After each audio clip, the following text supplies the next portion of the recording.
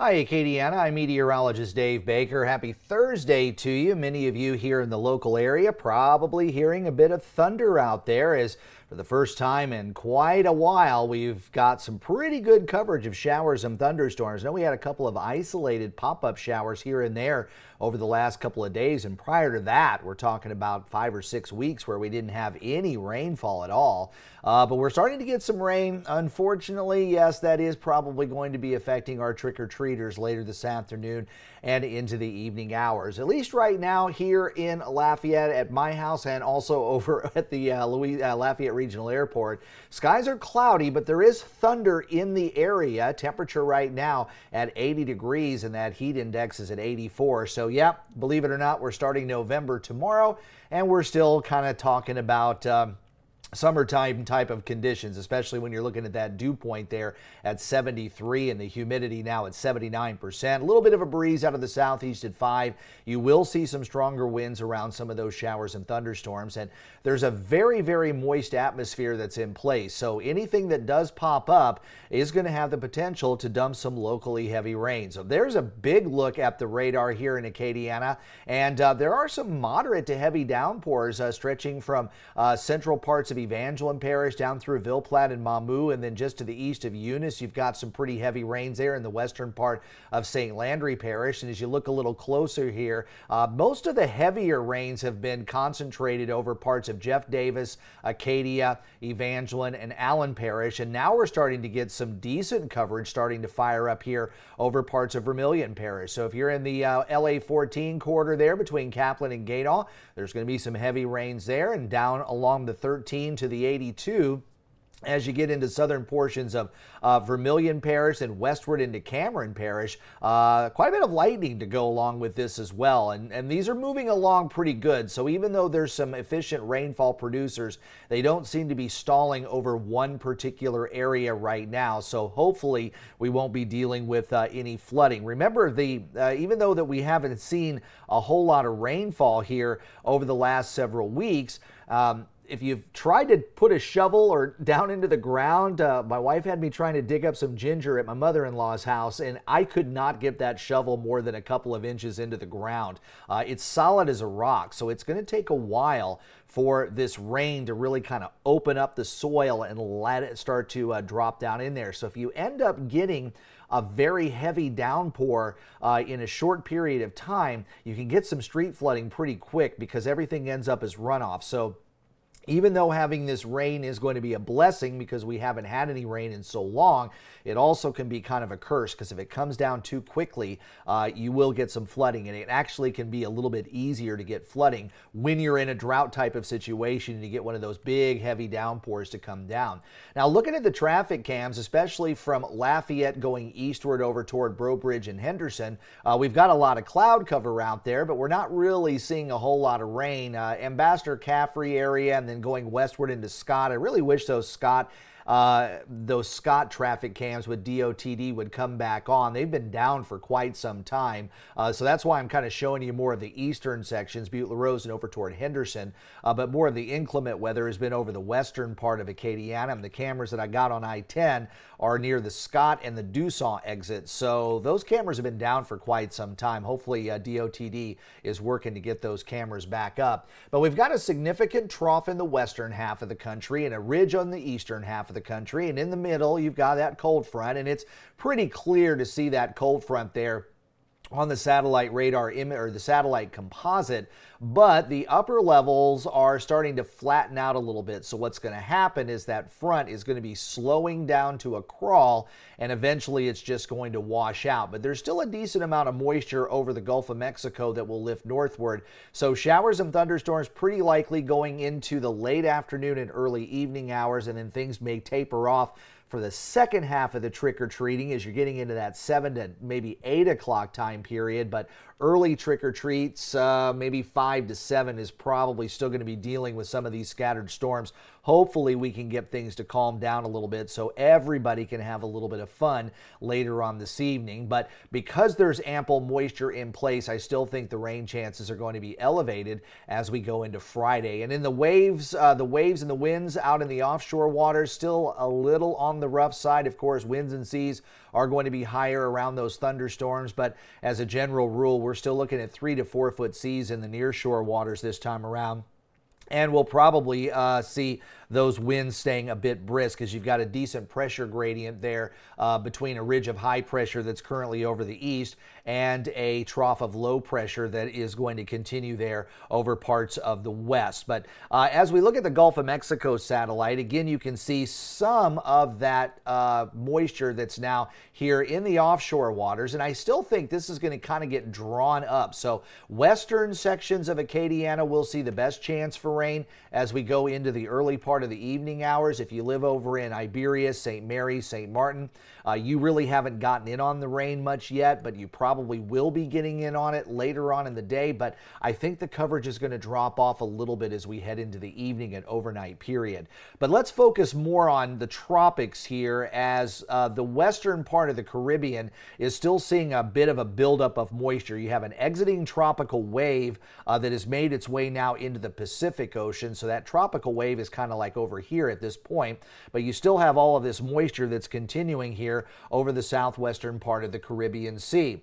You also have a big ridge of high pressure to the north and another tropical wave that's kind of moving westward here across the central part of the Caribbean.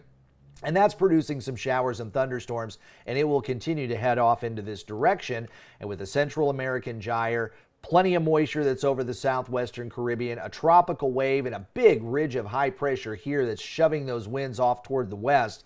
You might end up getting a broad area of low pressure to develop here over the western part of the Caribbean, and the National Hurricane Center thinks that's what's going to happen, and eventually we'll probably see a tropical depression forming somewhere in that region. So as we look at the big picture, you even got a couple of tropical waves that are out over the Atlantic Ocean. And as we look at the surface map, again, one of the things I wanted to point out is this huge ridge of high pressure that's currently along the eastern seaboard. Now that extends all the way down into the Gulf of Mexico too, and into the northwestern Caribbean Sea. And then of course you got a vigorous low pressure area and a frontal boundary there that's across the central part of the Atlantic. So you've got a big pressure gradient that's going on right in here. So you're going to have some pretty brisk winds, and it's going to start to help to bring some of that moisture in and maybe help to wrap around a broad area of low pressure. So that's kind of the pieces of the puzzle that may be coming together here between now and the end of the weekend. Because really, I think if there's going to be any low pressure developing, that's going to start happening now and probably go into the weekend. And if anything spins up as a tropical depression, that more likely will be happening toward the end of this weekend and the early part of next week. And then about a week later, that's where you got some of those weird model solutions that we're going to go through. And I'll tell you, yesterday, several of them were a little more in agreement going out into that 7 to 8 day time period. And even the morning models that I looked at, that they were all kind of in agreement, but the ones that just ran, the 12Z that's coming down, it looks like everything's kind of spread out. So they're kind of out to lunch. But at the very least, we think looking at the National Hurricane Center's forecast from this morning, they're now going with a 50% chance for some development in that particular area over the next 7 days. So remember, this is not a track forecast.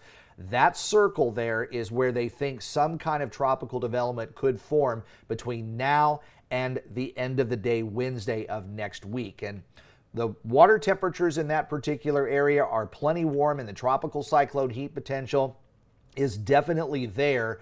So at least at the surface, with low pressure and warm waters, you've got that going for it. But you also have wind shear that's going to be interacting at least for the next couple of days. And wind shear, sometimes these bigger category 4 or 5 hurricanes, as they kind of run into some decent wind shear, they can overcome that. But something that's in the development stage gets torn apart by wind shear very easily. So again, this is going to be kind of a slow process here over the southwestern part of the Caribbean Sea. So let's go ahead and look at the GFS. We'll take it out 10 days, and the model solution right now is vastly different than what it was just earlier this morning. It is kind of showing a double barrel low pressure area, with one breaking off and heading up toward the eastern seaboard, while another weaker low kind of drifts its way out into the Gulf of Mexico.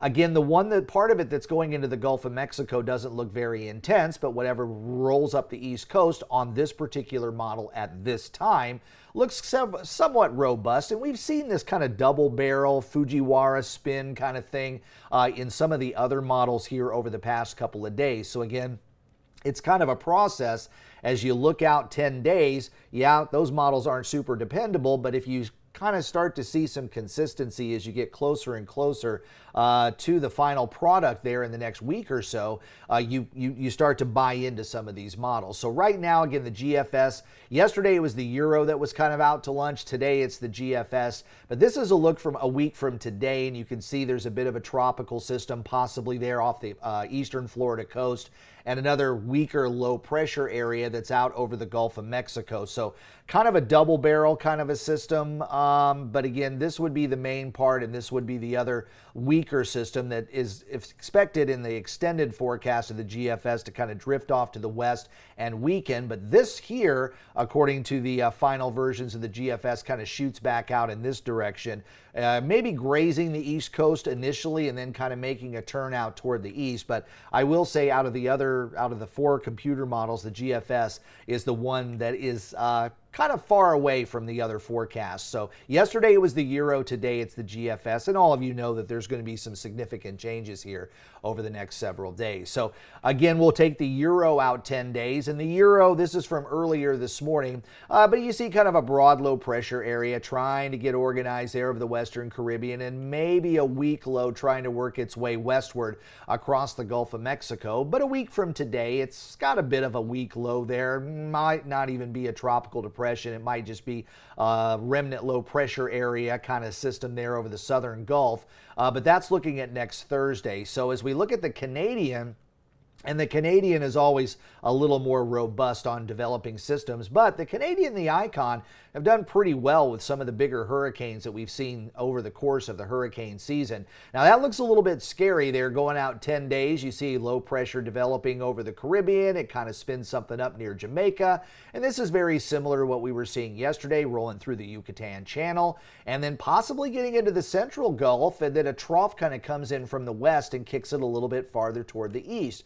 But the Canadian model, having a more robust low pressure area over the southern part of the Gulf of Mexico, is a little bit more in line with low pressure that was there with the Euro. And also there's a little bit of a low there with the GFS, but remember it was kind of a split version. So maybe a little bit of an agreement there, but model's still not really able to buy into that quite yet. So we'll go ahead and move into the Icon model, which again only goes out 7 days. But very similar to the Euro as well as the Canadian model. You get kind of a low pressure area to develop south of Jamaica and then make a run for the Yucatan Channel, but this one kind of grazes over the Yucatan, and you can still see there's a bit more of a trough there in that last frame there across the southern part of the U.S. So that, of course, if anything were to pull into the Gulf of Mexico and that was the setup, you would generally see a northward and more of a northeasterly turn. So it'd probably kind of go in that particular direction, or maybe even like that ahead of that trough. But the GFS is indicating a much stronger trough over here, and the Icon model is suggesting a fairly decent trough, while the Canadian as well as the Canadian and the Euro have more of a flatter type of system over the North American continent. So that's why you see more of a meander with the low, rather than something yanking it up toward the northern Gulf Coast or yanking it over toward the Atlantic Ocean. So a lot of our tropical tracks are dependent on what kind of troughs are moving across the North American continent. So you got some differences in that, and you also have some differences in the surface map as well. So again, you've got some agreement, but then it's quite a ways away out there. So we'll just kind of have to watch the next run and the next run and the next run. But that's how you keep prepared during hurricane season, being aware of what's out there and what some of the possibilities may be. Wind shear right now over the northern Caribbean is extreme, and it's also pretty extreme over the northwestern part of the Gulf of Mexico. But as we go into next week, then again, this is a week from Thursday, you can see a lowering of the wind shear. And this is just the GFS model that shows that kind of a split low. But you can see a general trend of lowering wind shears over the southern Gulf as well as much of the western part of the Caribbean. So if a tropical system wants to try to get organized in its formation stage there, it's going to need that lower wind shear. So if this verifies, a tropical system might have a better chance for some strengthening as we get into the middle part of next week. So again, there's nothing to worry about this weekend. We'll watch for the possibility of some development, but if anything's going to drift into the Gulf or drift into the Atlantic Ocean, and if it were to threaten parts of the U.S., it's not going to be until probably sometime next weekend. So we've got a decent week to be able to watch this. And we're starting to get more into that 7-day outlook. So models are a lot more dependable as you get within that. But I will say a lot of the extended models have been very good at pinpointing tropical development. Maybe not the final solution, but a general direction of where these systems would go. A lot of these long-range models this year have done pretty well with those forecasts. So that's why we kind of watch these. And November's one of those toss-up months. Anything can really happen here because you've got so many different pieces of the puzzle to work with when you start to get into the latter part of the hurricane season. But the global tropics hazard outlook does keep the Western Caribbean a bit busy going into next week and even the following week going into the middle part of November. It looks like things might remain somewhat active. So the possibility of having more than one named storm definitely exists here as we go between now and the third week of November. So it's not necessarily busy right now, but there is the potential that we could see some tropical systems out and about in the Atlantic Basin here coming up over the next couple of weeks. So hurricane season definitely is not over yet. At this point, there's no threat to the Acadiana region, but eastern part of the Gulf and the western part of the Atlantic, I would be a little more concerned, and also down toward the Yucatan too. Again, you got a lot of different scenarios, a lot of different solutions with the computer models, but hurricane season doesn't officially end until November 30th, so you really shouldn't let your guard down until then either. But no big worries where we are right now. Well, that's what I got for you on this Halloween. Hopefully you do get some rain, and hopefully the rain stops long enough to let the trick-or-treaters get a little bit of action later on this evening. Please like this video, subscribe to my channel, turn on the notifications, and also don't forget, starting on Monday, I'll be back on the radio at Big 102.1, Planet Radio 106.7, and Freedom 95.1. In between Let's Talk Tropics and Acadiana Weather Today and all those radio broadcasts, I still update my social media pages. Please follow those on Facebook as well as X. I'm meteorologist Dave Baker. I hope you all have a great Thursday. I hope the trick-or-treaters score big later on tonight, and some of the rain will hopefully taper off, and I would really like to see the lightning go away because that's one of the biggest dangers that's out there. As I told you all yesterday, my kids went out on a lousy, rainy trick-or-treat night about 10 or 11 years ago. There was no lightning, but it was pouring and it was cold, and they racked up so much candy because they had no competition. Nobody else was out there. But again, they were middle school kids. They weren't little bitty kids. They were middle school kids, and they can take that stuff. So I hope you enjoy the rest of your Halloween, and I will see you on Friday to kick off another big weekend here in Acadiana. See you then.